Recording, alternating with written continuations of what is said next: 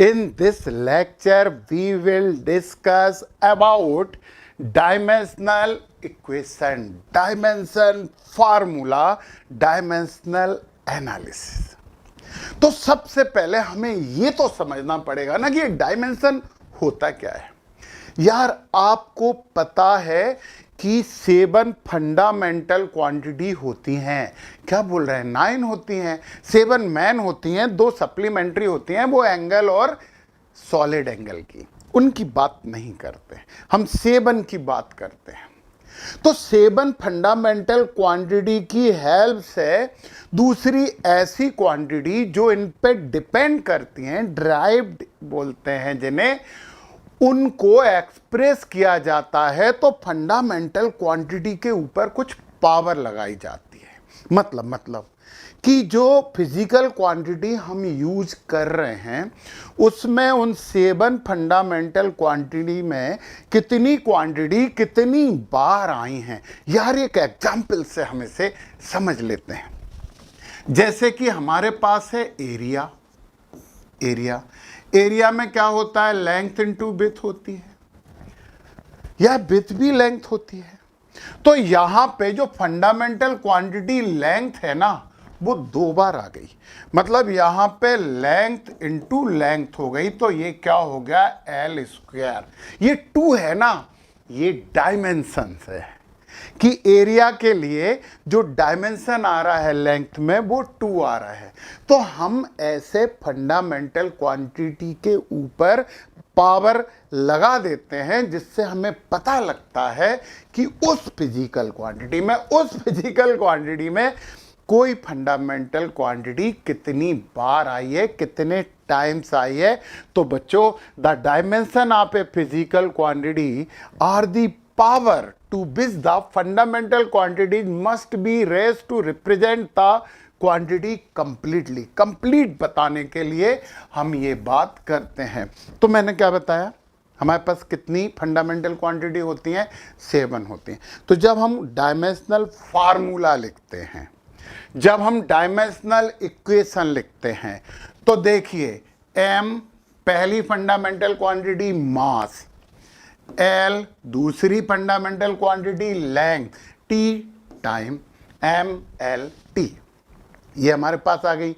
अब अगली fundamental quantity की बात यदि हम करते हैं तो A का मतलब होता है करंट, एम्पियर से ही डिनोट करते हैं। अगली फंडामेंटल क्वांटिटी को K या थीटा बोलते हैं, ये टेम्परेचर होता है बच्चों। तो बहुत सी जगह K से लिखते हैं, बहुत सी जगह थीटा से लिखते हैं। आपको जो पसंद आए आप उससे लिख सकते हो। और इसके बाद जो आता है वो कैंडेला, CD आती है, और इसके बाद आता है मोल, अमाउंट ऑफ सब्सट्रेट। 1 2 3 4 5 6 7 हो गई हैं, और इन्हें हमेशा एक बड़े ब्रैकेट के अंदर हम लिख देते हैं। अभी तो हमने ये केवल 7 फंडामेंटल क्वांटिटी लिखी हैं। डायमेंशन अब आएंगे MABCDEFG, ये हैं डायमेंशन। तो जैसी रिक्वायरमेंट होती, जैसे हमारी जो क्वांटिटी के बारे में हम लोग पढ़ रहे हैं, उसमें वो फंडामेंटल क्वांटिटी कितनी आई हैं और कितने टाइम्स, कितनी बार आई हैं, उतनी ही पावर लगती है। अब आपको डायमेंशन का मतलब समझ में आ गया। और जब हम किसी फिजिकल क्वांटिटी को उसके फंडामेंटल क्वांटिटी के पावर में एक्सप्रेस कर देते हैं, इसी को डायमेंशनल फार्मूला या इक्वेशन हम कह देते हैं बच्चों। तो आपको डायमेंशन का मतलब समझ में आया। ये ABCDEFG ये डायमेंशन है। परंतु टेंशन मत करिए। 90%, 90 नहीं यार, थोड़ा ज़्यादा हो गया यार, 70% जो हमारा डायमेंशनल फार्मूला होता है वो MLT के फॉर्म में आता है। बड़े ब्रैकेट में इसे लिखते हैं, परंतु समझते हुए यदि मैं बड़ा ब्रैकेट नहीं लगाऊं तो आप ऑब्जेक्शन और आपत्ति मत लेना बच्चों। चलिए, तो अब आपको डायमेंशन का मतलब भी समझ में आ गया, किसी फिजिकल क्वांटिटी का क्या होता है और आपको डायमेंशनल फार्मूला भी समझ में आ गया है, परंतु डेफिनेशन पढ़ने में हमारा क्या बिगड़ रहा है? The expression which shows how and which of the fundamental quantities represent the dimension of a physical quantity is called the dimensional formula of the given physical quantity. यार प्रैक्टिकल कर लेते हैं अपन लोग मिलके, सीधे सीधे प्रैक्टिकल कर लेते हैं। चलिए हम कुछ डायमेंशनल फार्मूला निकालते हैं। यार फंडामेंटल क्वांटिटी में तो वो एक ही रहेगी फंडामेंटल, जैसे कि हम सबसे पहले बात करते हैं मास। तो मास का मतलब क्या होता है? मास का मतलब तो केजी होता है, एम अकेला आएगा, एम की पावर 1 आएगी, ये तो खुद ही फंडामेंटल क्वांटिटी है। फिर हम दूसरी बात कर लेते हैं लेंथ। तो लेंथ को हम क्या लिखेंगे? एल। और फिर तीसरी बात कर लेते हैं टाइम, और टाइम को हम लिखेंगे कैपिटल टी। अच्छा आप लोग ध्यान रखें, हमने कहा था ना कि ये सब हम कैसे लिखते हैं? बड़े ब्रैकेट के अंदर लिख देते हैं। अब हम आगे की बात करना शुरू करते हैं। अब दूसरी फिजिकल क्वांटिटी की बात करते हैं। कौन सी फिजिकल क्वांटिटी ले रहे हैं? ड्राइव्ड, जो किन पे डिपेंड करती हैं? जो फंडामेंटल पे डिपेंड करती हैं। हम उसकी भी बात कर लेना। यहाँ पे हम थोड़ा सा टेम्परेचर की भी बात कर लो यार, क्या बिगड़ रहा है? अकेला टी होता है। फिर इसके बाद करंट की बात कर लो, तो करंट में हम क्या लिखते हैं? ए लिखते हैं। ल्यूमिनस इंटेंसिटी तो अपन नहीं कर रहे हैं।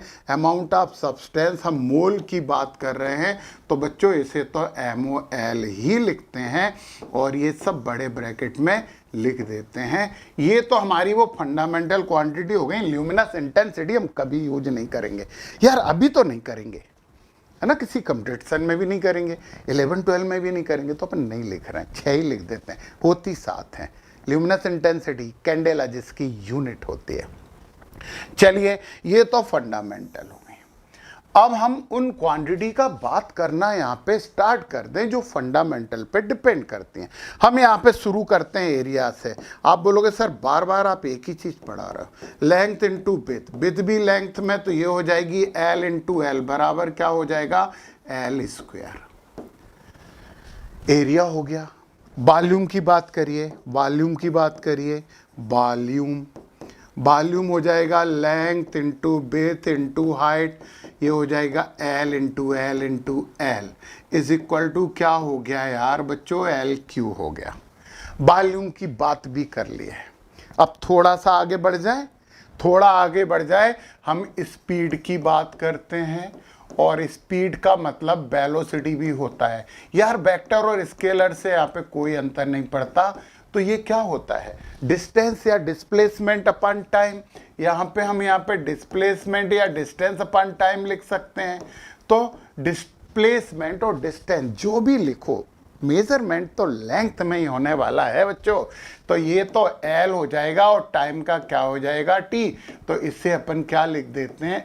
LT-1। ये हमारी स्पीड और वेलोसिटी की बात हो गई। अब हम बात करते हैं यहाँ पे एक्सेलरेशन। एक्सेलरेशन मतलब rate of change in velocity. हमने कहा था ना, आपको यदि फार्मूले मालूम है, आप उस क्वांटिटी को जानते हो, तो डायमेंशनल फार्मूला बिल्कुल भी याद और करने की और रटने की कोशिश, ये अच्छी बात नहीं है। आपको निकालना ही सीखना पड़ेगा बच्चों। यस, आपको निकालना ही सीखना पड़ेगा। एक्सेलरेशन मतलब वेलोसिटी अपॉन टाइम होता है। Change in velocity upon change in time. Change में डायमेंशनल फार्मूला नहीं बदलता है। यूनिट सिस्टम चेंज होने पे डायमेंशनल फार्मूला नहीं बदलता है। फिजिकल क्वांटिटी का जो डायमेंशनल फार्मूला होता है वो ही उसके चेंज का भी होता है। अभी हमने V का क्या निकाला था? LT-1, और नीचे फिर एक बार और T लिख दो, तो बच्चों ये हो जाएगा LT-2। एक्सेलरेशन का डायमेंशनल फार्मूला है ना। बच्चों वाली बातें कर रहे हैं ना हम यहाँ पे। हाँ बच्चों वाली बात कर रहे हैं। और आप बड़े हो गए क्या? आप भी तो बच्चों नहीं, मानसिक रूप से मेंटल लेवल तो आपका बड़ा है, हमें पता है। एक्सेलरेशन के बाद हम अगली बात करते हैं। Next thing is force. Force is equal to mass into acceleration होता है बच्चों।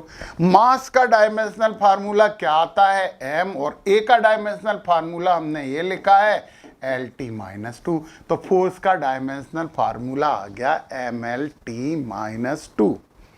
अब अगला dimensional formula next sir next, work is equal to होता है फोर्स इनटू डिस्प्लेसमेंट। थीटा फीटा नहीं लेते, डायमेंशन नहीं होता। तो फोर्स का क्या हो गया M L T minus two, और डिस्प्लेसमेंट का एक बार और एल हो गया, तो बड़े ब्रैकेट में फाइनल तो लिख दो यार M L square T minus two. अब एक काम की बात बताऊं जो आपको पता होनी चाहिए यार, वर्क और एनर्जी दोनों के डायमेंशनल फार्मूले सेम होते हैं।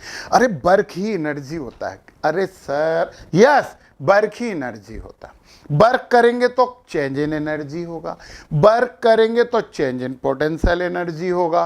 तो जैसा वर्क करोगे वैसी एनर्जी होंगी।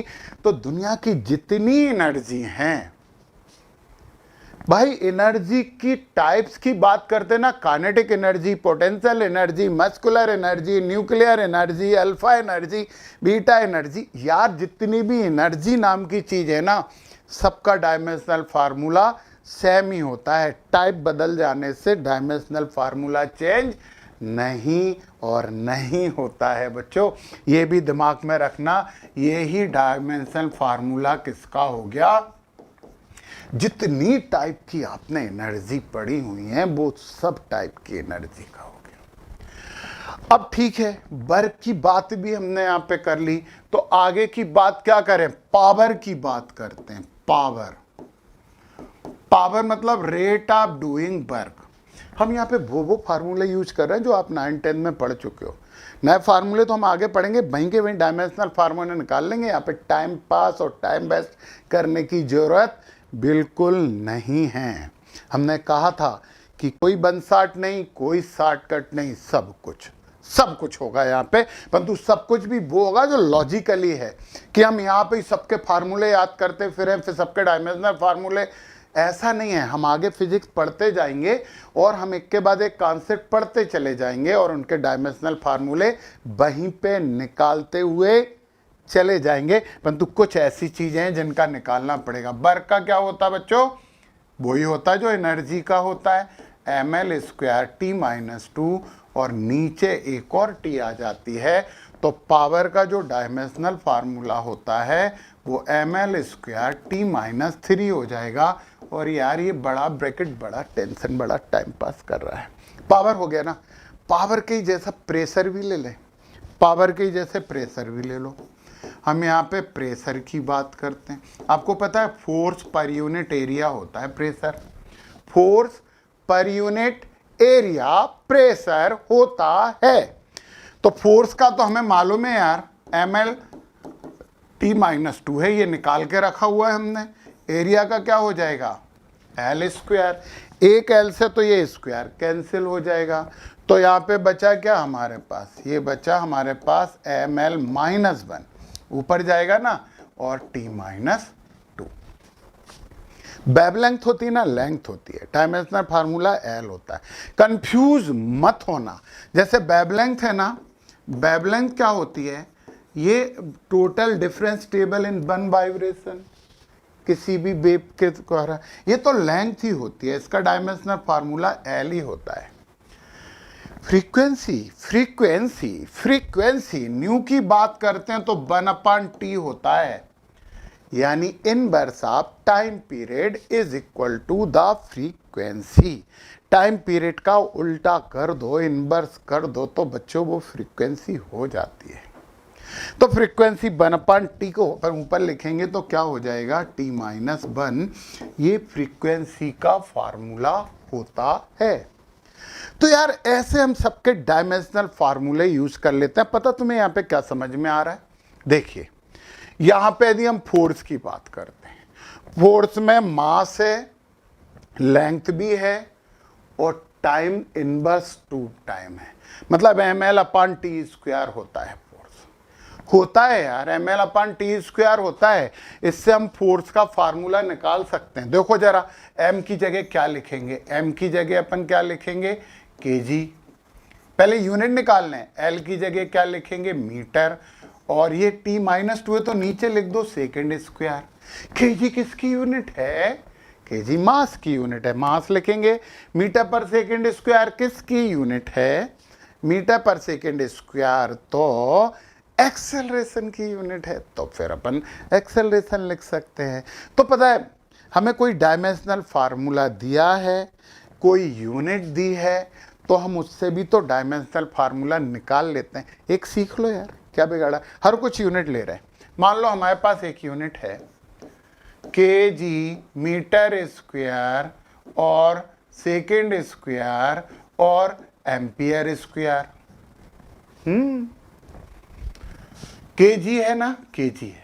केजी का क्या हो जाएगा? एम, मीटर स्क्वायर का एल स्क्वायर, सेकंड स्क्वायर का टी स्क्वायर, एम्पियर स्क्वायर। तो ये डायमेंशनल फार्मूला आ गया यार। कोई भी यूनिट भी आपको पता है ना, तो आप आसानी से उनके डायमेंशनल फार्मूले आप निकाल सकते हैं। और हमें लगता है कि इतने डायमेंशनल फार्मूले निकालने के बाद आप डायमेंशनल फार्मूला निकालना तो आप सीख ही गए हैं, फिर भी प्रैक्टिस के लिए कुछ चीज़ें हम कर लेते हैं। इनने दिया है reduce the dimensional following for the following physical quantity. अच्छा, ये दो बार फॉलोइंग लिख दिया है इन्होंने। यहाँ पे हम फार्मूला लिख देते हैं, कोई बात नहीं, गलती तो सबसे होती है। टाइपिस्ट ने ये भूल नहीं, टाइपिस्ट ने ही भूल नहीं की, और भी भूल कर सकते हैं, पर डायमेंशनल फार्मूले निकाल रहे हैं। सबसे पहले हमें निकालना gravitational constant. Number A, gravitational constant को जी कहते हैं। नाइन्थ क्लास की बात याद करिए, यूनिवर्सल लॉ ऑफ ग्रेविटेशन, जिसका डायमेंशनल फार्मूला निकालना होता है ना, हम उसका कोई सा फार्मूला याद कर लेते हैं। याद आया, एफ इज इक्वल टू आया G m1 m2 upon R square, universal law of gravitation. तो अपने जी चाहिए, तो जी इज इक्वल टू क्या हो जाएगा? क्रॉस मल्टीप्लीकेशन कर दीजिए भाइयों, ये आर बहनों भी है ना, हाँ बेईमानी नहीं होगी, अपान m1 इंटू m2। चलिए अब सबके डायमेंशनल फार्मूला लिखना शुरू करिए। फोर्स का तो आपने निकाला था अभी, फिर से निकाल लो यार, क्या बिगाड़ा है? परंतु हमें याद है तो लिख दे mlt-2। फोर्स का डायमेंशनल फार्मूला हो गया mlt-2। आर मतलब लेंथ, तो ये हो जाएगा एल स्क्वायर। नीचे दो बार मास है तो हो जाएगा m इंटू एम।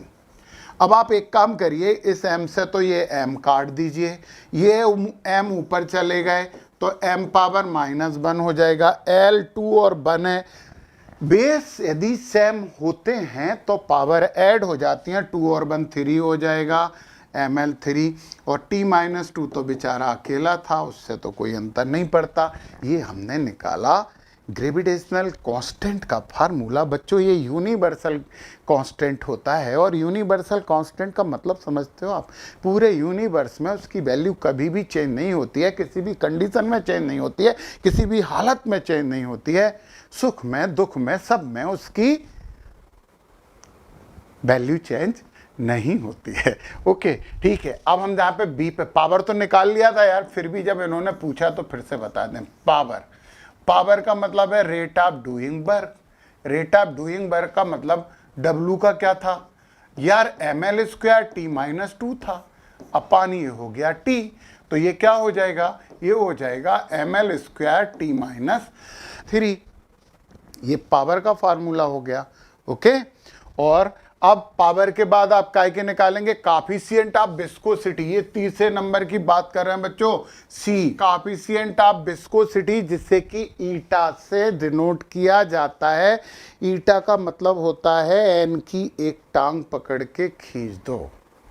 तो ईटा का फार्मूला आपको नहीं पता, ईटा का फार्मूला आपको नहीं पता, तो फिर आप क्या करेंगे? जब हम पढ़ेंगे तब पता लग जाएगा, परंतु मुझे पता है तो मैं लिख दूं, मुझे पता है तो मैं लिख देता हूं, और ईटा बराबर हो जाएगा फोर्स अपान एरिया, और ये हो जाएगा dB अपान dr।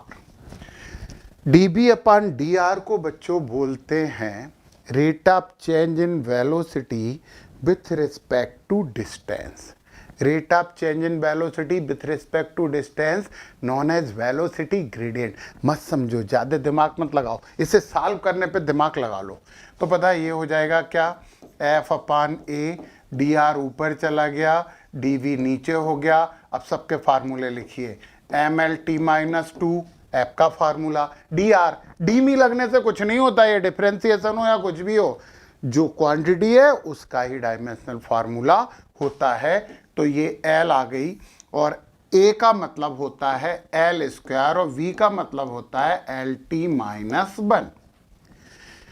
यार ये एक स्क्वायर से ये और इससे ये कैंसिल हो गया, T-1 ऊपर जाएंगे तो +1 हो जाएंगे, तो इसे L को ऊपर ले जाओ तो ये हो जाएगा mL-1 और T-1।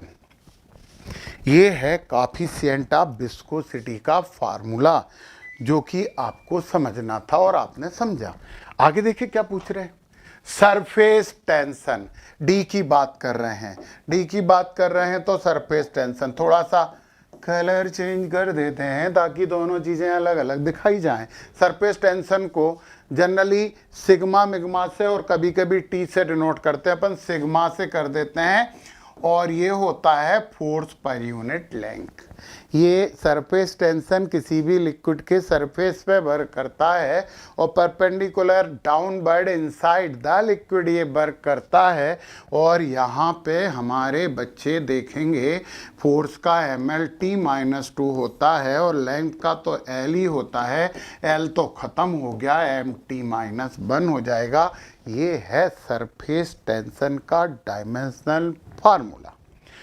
डी के बाद बचा है ई, यंग मॉडुलस ऑफ इलास्टिसिटी। इसे बच्चों बाय से डिनोट करते हैं, काय से, बाय से। और पता बाय बराबर क्या होता है, दो चीजें जो आपने नहीं पढ़ी हैं अभी, stress upon strain, IN, stress upon strain.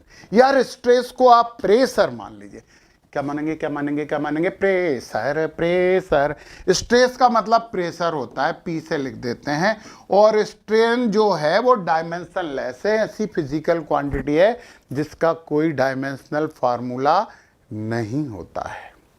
तो P, और यहाँ पे तो कुछ नहीं, ऐसे कर दो, P का क्या था, P का हमने निकाला था फोर्स पर यूनिट एरिया, तो अपन F/A लिख दो, F/A लिख दो, mL/T-2 कर दो, A को L² बोल दो। यार एक L से कट जाएगा तो ये mL-1 और T-2 हो जाएगा। यंग मॉडुलस ऑफ इलास्टिसिटी, जितने भी मॉडुलस ऑफ इलास्टिसिटी हैं, जितने भी हैं, सबका डायमेंशनल फार्मूला ये ही रहेगा, क्योंकि टाइप चेंज हो जाते हैं परंतु डायमेंशनल फार्मूला चेंज नहीं होता है। बच्चों आप कपड़े चेंज कर लो, आप तो चेंज नहीं होगे ना, जैसे हो वैसे ही रहोगे। वो कहते हैं सर अच्छे लगने लगते हैं, अरे अच्छे किसे लगने लगते हो, तुम जो हो वही हो ना। प्लांक कांस्टेंट, प्लांक कांस्टेंट का फार्मूला तो हम देखते हैं यहाँ पे EF, F है ना, ये F है। प्लांक कांस्टेंट को H से डिनोट करते हैं बच्चों, H, स्मॉल h। ये है E=H न्यू। H न्यू को क्वांटा कहते हैं, क्या कहते हैं, क्वांटा। यस, ये क्वांटा है, एनर्जी का एक बंडल जो कि चलता है, ट्रेवल करता है मीडियम में, बंडल ऑफ एनर्जी होता है। इसे भी तो हम ही समझेंगे ना आगे के लेक्चर में सब चीजें। हाँ यार, ये हम फिजिकल क्वांटिटी पढ़ रहे हैं तो H क्या हो जाएगा, H=E/μ नहीं हो जाएगा। और हमने बोला एनर्जी है, ये एनर्जी है, और एनर्जी और वर्क का डायमेंशन फार्मूला सेम होता है। ये बात मैंने शायद आपको बता दी थी, है ना, कंफर्म बता दी थी मैंने।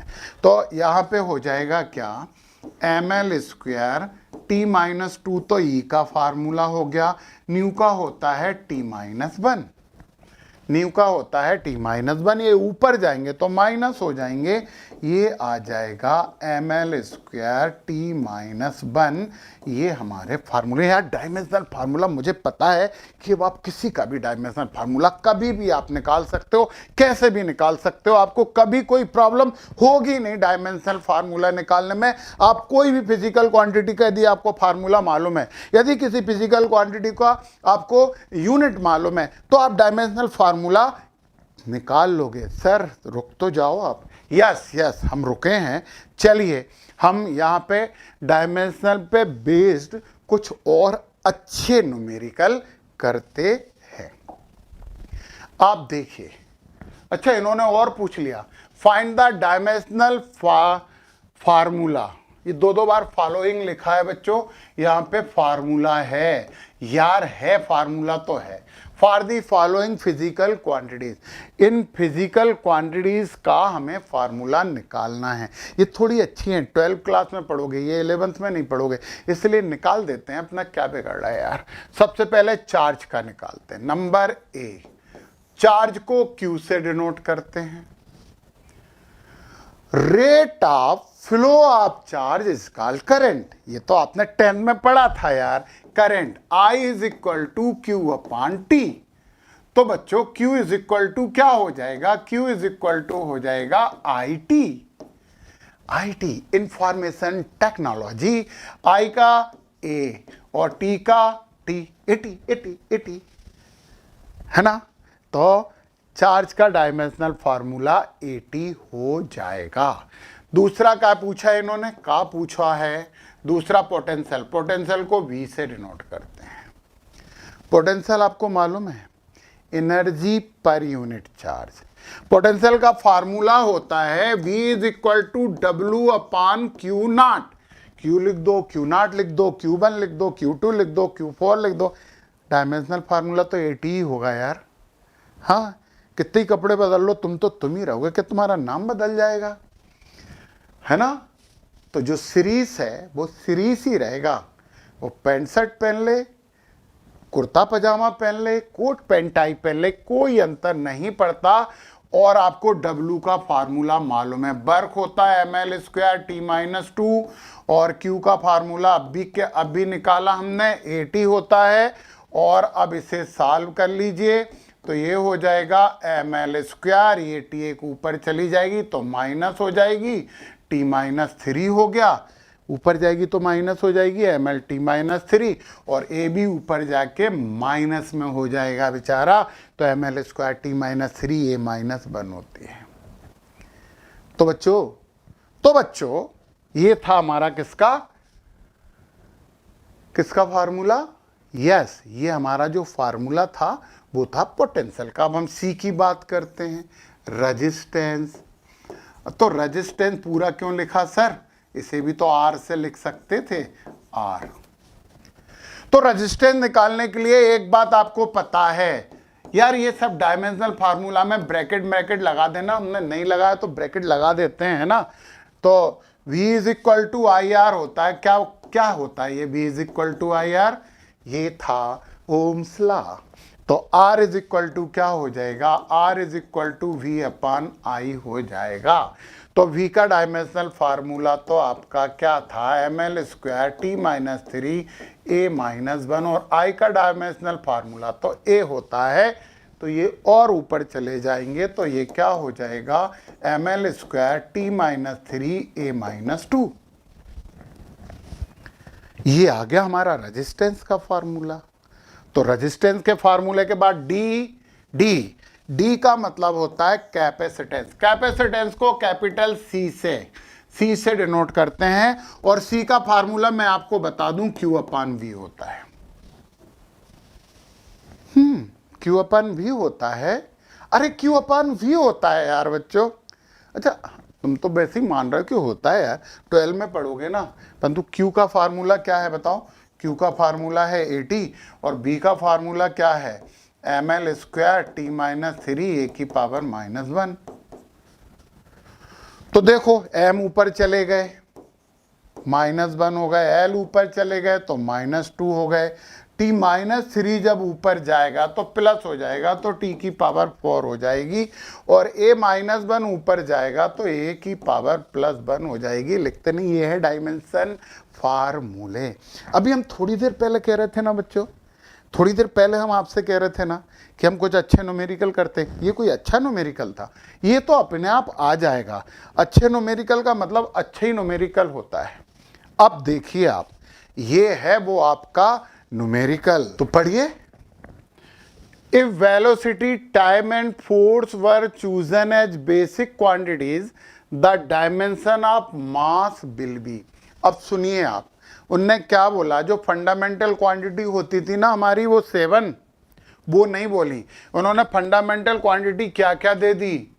वेलोसिटी, दूसरी दे दी टाइम, और तीसरा दे दिया फोर्स। उनने माना है, मान सकते हैं ना, उनने मानने का बोला तो अपन मान लेते हैं, अपन वो जो कहते हैं वो बात मान। तो हमें इनके टर्म्स में डायमेंशन फार्मूला देना है मास का। यार मास का तो m होता है, परंतु यार इनने ये बोला है तो इनके टर्म्स में देने के लिए क्या करें? फोर्स है, देखो तो जरा, फोर्स इज इक्वल टू क्या होता है? फोर्स इज इक्वल टू होता है मास इंटू एक्सेलरेशन। अच्छा, एक्सेलरेशन भी तो पता है आपको, एक्सेलरेशन इज इक्वल टू होता है वेलोसिटी अपॉन टाइम। समझिए, कॉमन सेंस है, हिट एंड ट्राई करना पड़ता है। उनने बोला उसके हिसाब से सोचना पड़ेगा, और काम करेंगे हम यहाँ पे। तो पता है F इज इक्वल टू क्या हो गया? मास को कैपिटल M लिख देते हैं, एक्सेलरेशन को हम V अपॉन T लिख देते हैं। इसको इधर पहुंचा दो, मास को अकेले को रहने दो इसे, तो ये क्या हो जाएगा? ये हो जाएगा F into T upon V। T को भी कैपिटल लिख दो, अच्छा नहीं लग रहा ये छोटा छोटा लिखा। मास तो ये है ही, तो ये हो जाएगा F। V को ऊपर ले आओ तो ये हो जाएगा V -1, और T को ऐसे लिख दो। लो भैया, मास का डायमेंशनल फार्मूला हमने निकाल लिया है। किसके टर्म्स में? फोर्स, वेलोसिटी और टाइम के टर्म्स में। छोटे छोटे अच्छे अच्छे ऐसे क्वेश्चन होते हैं, वो तो हम करेंगे। हम लास्ट ईयर में जो कॉम्पिटिटिव एग्जाम में आए ना, वो भी करेंगे बच्चों, सब कुछ करेंगे यार, कुछ भी नहीं छोड़ेंगे। हम नेक्स्ट पे पहुंचते हैं, एक और न्यूमेरिकल हम यहाँ पे देखते हैं। क्या है? If density rho, acceleration due to gravity g and frequency nu are basic quantity, find the dimensional formula of force। बच्चों देखो, आपको फोर्स का डायमेंशनल फार्मूला तो आपको आज की डेट में रट चुका है। ये है वो फोर्स का डायमेंशनल फार्मूला, पूरे को ऐसे ब्रैकेट में अपन ने लिख दिया। परंतु ने बोला नहीं, एमएलटी के टर्म में नहीं चाहिए हमें। रो जी एक्सेलरेशन है, वो ग्रेविटी के कारण हो किसी के कारण हो, उसका तो LT -2 होता है, तो होता ही है फ्रीक्वेंसी। तो यार अब हमें पता है, हमें ML और T को डिस्प्लेस करना पड़ेगा। ML और T को डिस्प्लेस करना पड़ेगा। पता है किससे डिस्प्लेस करना पड़ेगा? रो, जी और न्यू से। तो कुछ तो करना होगा, कुछ जुगत लगानी होगी बच्चों। तो जुगत लगाने के लिए अपन एक काम करते हैं, अपने पास नॉलेज क्या है? नॉलेज ये है कि हमें डेंसिटी का डायमेंशनल फार्मूला मालूम है। लिख दो, डेंसिटी का ऐसे बना देते हैं, इन्होंने अच्छे से नहीं बनाया था। डेंसिटी का डायमेंशन फार्मूला नहीं पता, mass per unit volume is equal to mass upon LQ is equal to ml -3। मिटा दो, ml -3 हमने निकाल लिया है, ये हो जाएगा ml -3। डेंसिटी आ गया, इससे हमने इक्वेशन नंबर 1 मान लिया। जी का फार्मूला AgOg लो जी सुनो जी, LT2 -2 होता है। टू बीमार हो गया क्या? नहीं, अब ठीक हो गया। अब तो सर और कुछ लग रहा है वो, ठीक है ना? 2 समझ में आ रहा है ना? समझ लिया करो यार, समझ में आ रहा है तो ये इक्वेशन नंबर आप 2 बोल दीजिए। बोल दिया। अब आप फ्रीक्वेंसी की बात करें। अब आप फ्रीक्वेंसी की बात करिए तो ये होता है t-1 या t-1 तो फ्रीक्वेंसी आ गई, ठीक है। तो t-2 कर देंगे तो क्या हो जाएगा, एक काम करो, दोनों तरफ स्क्वायर कर दो, दोनों तरफ इसमें स्क्वायर कर रहे हैं, स्क्वायर बोथ साइड, तो nu square is equal to t-2। एक चीज हमें मिल गई, t-2 की जगह अपन रख देंगे न्यू स्क्वायर, ये इक्वेशन नंबर 3 हो गया। अभी तो हम केवल t को डिस्प्लेस कर पाए हैं बच्चों न्यू से, अभी l और m को भी तो डिस्प्लेस करना पड़ेगा ना, करते हैं यार। जब ये t-2 बराबर न्यू स्क्वायर है, यहां पे रख दो ना, यहां पे रख दो, t-2 की जगह न्यू स्क्वायर रख दो, तो g इज इक्वल टू क्या हो गया, g इज इक्वल टू हो गया l न्यू स्क्वायर, तो l is equal to g upon nu square, या l is equal to g nu power -2। l भी आ गया, l भी आ गया है, हमने l को भी डिस्प्लेस कर दिया। इसे इक्वेशन नंबर आप मान लीजिए 4। इक्वेशन कितने ही सारे हो जाएं, गिनती मिनती तो आपको आती रहती है यार बच्चों। अब हमारे पास एक और चीज बची है, मास। मास ये एल क्यू की जगह -3 है ना, -3 की जगह ये रख दें। हम यूज कर लें फर्स्ट एंड 4। हम किसे यूज कर रहे हैं, हम यूज कर रहे हैं फर्स्ट और 4 को, तो रो इज इक्वल टू हो जाएगा m, l की जगह क्या आएगा, g nu power -2 whole power -3। हमने इस l की जगह ये वैल्यू यहां पे रख दी। सॉल्व तो करना आपको आता है, सॉल्व तो करना ही पड़ेगा। ये हो जाएगा m, और एक काम करो यार, सॉल्व करने का और सरल तरीका अपन कर लेते हैं। m निकाल लो यहां से, पहले m निकालो। m इज इक्वल टू क्या हो गया, रो अपान जी न्यू -2 होल पावर -3, और आगे बढ़ाइए तो m इज इक्वल टू, इसको ऊपर ले जाओ तो ये हो जाएगा रो इंटू जी न्यू पावर -2, और ये +3 हो जाएंगे। नीचे से ऊपर जाता है तो पावर के साइन चेंज हो जाते हैं। ये बात तो आप अच्छे से तभी समझ गए थे जब आप छोटे बच्चे थे। जब आप छोटे बच्चे थे बड़ी शरारत करते थे। m इज इक्वल टू हो जाएगा रो g की पावर 3 न्यू की पावर -6। लो बच्चों, हमने m की भी वैल्यू निकाल ली। ये इक्वेशन नंबर 5 बोल दो। हम पता है 3 यूज करेंगे, 4 यूज करेंगे और 5 यूज करेंगे, और ये इक्वेशन इसे अपन a बोल देते हैं।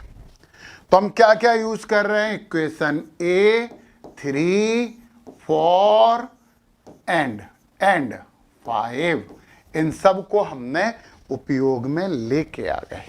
ले आओ तो f इज इक्वल टू हो जाएगा m की जगह, m के प्लेस पे क्या लिखेंगे, रो g की पावर 3 न्यू की पावर 6। ये m की जगह पे लिखा है अभी, हाँ। फिर l कहाँ है, l की जगह लिखेंगे g इंटू न्यू की पावर -2। फिर t-2 है, t-2 की जगह हमने रख दिया न्यू स्क्वायर। अब तो सिंपल हो गया है और हम वहां पहुंच गए हैं जहां हमें पहुंचना चाहिए था। f इज इक्वल टू, रो तो एक ही है तो रोने दो, g पावर 3 और g क्या हो जाएगा, g की पावर 4, न्यू -2 न्यू पावर 2, दोनों कैंसिल हो गए तो क्या बचा, न्यू की -6। ये लीजिए भैया, इनने जो बोला था हमने वैसा डायमेंशनल फार्मूला निकाल दिया है। तो ये कुछ इस तरह से न्यूमेरिकल होते हैं। स्क्रीन पर स्क्रीन शॉट मार्ट लेके आप कर सकते हो, उसे चाहो तो लिख सकते हो। ये थे हमारे डायमेंशनल एनालिसिस, डायमेंशनल फार्मूला।